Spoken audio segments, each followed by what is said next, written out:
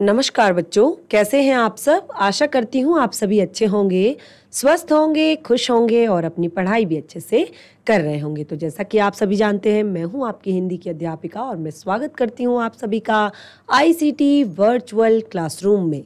और आज हम यहाँ पर एकत्रित हुए हैं पढ़ने के लिए क्लास 6 की हिंदी। क्लास 6 की हिंदी में जैसे कि आप सभी को पता है, हम पढ़ रहे हैं अपनी हिंदी की पूरक पुस्तिका बाल राम कथा। तो बाल राम कथा जो हमारी ये पूरक पुस्तिका है, इसमें हम पढ़ने जा रहे हैं कि किस तरह से हनुमान जी सीता का पता लगाने के लिए लंका में जा रहे हैं। तो अब हनुमान जी का लंका में प्रवेश और लंका पर विजय, ये चैप्टर हम यहाँ पर पढ़ेंगे। और ये जो पाठ है, इसमें आपने देखा कि अभी तक हनुमान जी लंका में प्रवेश कर चुके हैं। तो क्या कुछ होने वाला है आज? क्या हनुमान जी सीता माता से मिल पाएंगे? क्या वहां पर उन्हें पकड़ लिया जाएगा? क्या हनुमान जी सीता माता का संदेश लेकर राम के पास वापस जा पाएंगे? ये सारी चीजें हम यहाँ पर आज पढ़ने वाले हैं। तो रेडी हो जाइए आप सभी, हम चलते हैं स्मार्ट बोर्ड की तरफ और शुरू करते हैं अपने आज का सेशन। सभी बच्चे ध्यानपूर्वक पढ़ेंगे और समझने का प्रयास करेंगे। तो देखिए, हमने यहाँ पर बताया कि हनुमान जी किस तरह से लंका की ओर आगे बढ़ रहे थे। विशालकाय समुद्र के ऊपर उनका जो शरीर था वो भी बहुत ज्यादा विशालकाय हो गया था, बहुत ही बड़ा हो गया था आकार में, और वो उड़ रहे थे। और चारों तरफ इतना बड़ा उनका शरीर हो गया था कि उनके उड़ने से जहां भी उनका हाथ टच होता, जहां भी उनके पैर टच होते, जहां भी उनकी पूंछ टच होती, वहां पर एक तरह से भूकंप सा आ जाता। तो बहुत ही गर्जन के साथ हनुमान जी लंका की तरफ बढ़े, लंका की तरफ अग्रसर हुए। अब जब हनुमान जी को यहाँ पर बहुत सारे राक्षस मिले, बहुत सारी राक्षसियां मिली, सबका वध करते हुए और वे आगे बढ़े।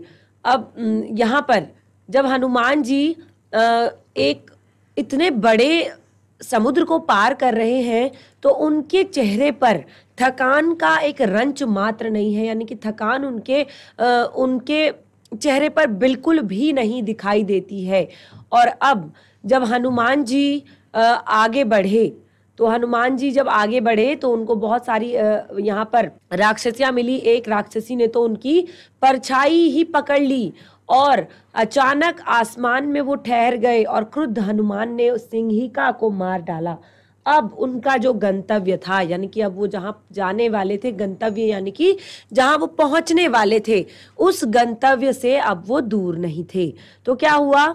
दूर क्षितिज पर उन्हें लंका दिखाई दी, जो थी रावण की राजधानी। और कैसी थी? सोने की लंका थी वो। आकाश में उठते हुए कंगूरे और उसकी प्राचीर लंका से लंका जगमगा रही थी। जो कंगूरे होते हैं मंदिर के ऊपर, आपने देखा होगा ना, इस तरह के कंगूरे बने होते हैं। तो वो सब क्योंकि वो सोने की लंका थी, तो धूप में वो कंगूरे जो है चमक रहे थे, शाइन कर रहे थे। तो उसकी जो प्राचीर है उससे लंका जगमगा रही थी। हनुमान जी समुद्र के किनारे उतर गए और वो अब लंका को निकट से देख पा रहे थे, थोड़ा सा करीब से देख पा रहे थे। अब हनुमान जी के जो शरीर था उसमें थकान का कोई रंच मात्र नहीं था, यानी कि बिल्कुल भी उन्हें ऐसा नहीं लग रहा था कि उन्होंने इतने लंबे रास्ते को पार करके वो आए हैं, इतने बड़े रास्ते को पार करके आए हैं और इतनी जो बड़े बड़े राक्षसों का वध उन्होंने किया है। तो ऐसा उनको देखकर बिल्कुल भी प्रतीत नहीं हो रहा था। अब लंका नगरी को ठीक से देखने के लिए हनुमान जी एक पहाड़ी पर चढ़ गए। उन्होंने चारों तरफ दृष्टि दौड़ाई तो देखा कि चारों ओर वृक्ष हैं, सुवासित उद्यान है, भव्य भवन है, हवा में लहराती संगीत धाराएं हैं। वे चकित थे कि राक्षस की नगरी में इतनी सुंदरता, ऐसा उन्होंने पहले कभी नहीं देखा था। वह उस नगर का एक एक विवरण आंखों में भर लेना चाहते थे, ताकि बाद में सीता की खोज में वह काम आए।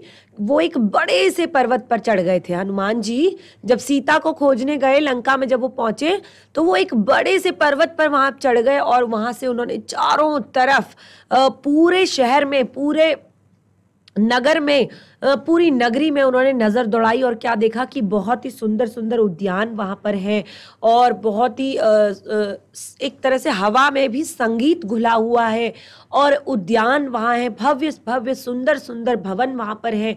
तो वो एक तरह से तो वो बिल्कुल आश्चर्य हो गए कि राक्षस की नगरी इतनी अच्छी, इतनी सुंदर, और दूसरा वो उस नगर के एक एक विवरण को कि कहाँ पर क्या चीज़ है, कहाँ पर भवन है, कहाँ पर उद्यान है, कहाँ पर नदी है, कहाँ पर वृक्ष है, तो ये सारी चीज़ें वो अपने आंखों में उतार लेना चाहते थे ताकि सीता की खोज में उनको दिक्कत ना आए। अब दिन के समय लंका में प्रवेश करना उचित नहीं लगा हनुमान को, एक जब दिन का समय था, क्योंकि वो एक वानर थे और बहुत विशालकाय उनका शरीर था। तो दिन के समय में उन्होंने कहा कि अगर वो लंका में प्रवेश करेंगे तो क्या होगा कि सभी लोग उन्हें पहचान जाएंगे कि ये कौन उपद्रवी आ गया, तो वो उनको रावण के सामने पेश कर सकते हैं। तो सीता से मिलने से पहले ही उनको सजा दे दी जा सकती है। तो उन्होंने कहा कि समुद्र तट पर ही वे अपना दिन पूरा बिताएंगे।